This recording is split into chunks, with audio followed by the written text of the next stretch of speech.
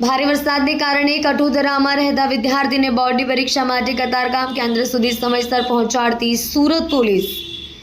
સુરત શહેર જિલ્લામાં છેલ્લા 24 કલાક દરમિયાન પડી રહેલા અનરાધાર વરસાદને કારણે જનજીવન અસ્તવ્યસ્ત બન્યું છે। હાલ ગુજરાત માધ્યમિક અને ઉચ્ચતર માધ્યમિક શિક્ષણ બોર્ડની ચાલી રહેલી પૂરક પરીક્ષાઓ ચાલી રહી છે। ત્યારે સુરત શહેર પોલીસ કંટ્રોલ રૂમમાં એક કોલ મળ્યો કે કઠોદરા ગામની એસઆરપી રેસિડેન્સી ખાતે રહેતા ધોરણ 12ના વિદ્યાર્થીને બોર્ડની પરીક્ષા આપવા માટે કતારગામ વિસ્તારના પરીક્ષા કેન્દ્રમાં જવાનું હોવાથી ભારે વરસાદને કારણે આજુબાજુમાંના વિસ્તારમાં પાણી ભરાઈ ગયા હોવાથી વિદ્યાર્થીએ પોલીસ મદદ માંગી હતી, જેથી લસકાણા પોલીસ સ્ટેશનની પીસીઆર વાન તાત્કાલિક વિદ્યાર્થીના ઘરે પહોંચી વિદ્યાર્થીને સમયસર કતારગામ ખાતે બોર્ડના પરીક્ષા કેન્દ્ર પર પહોંચાડી પ્રશંસનીય કામગીરી કરી છે।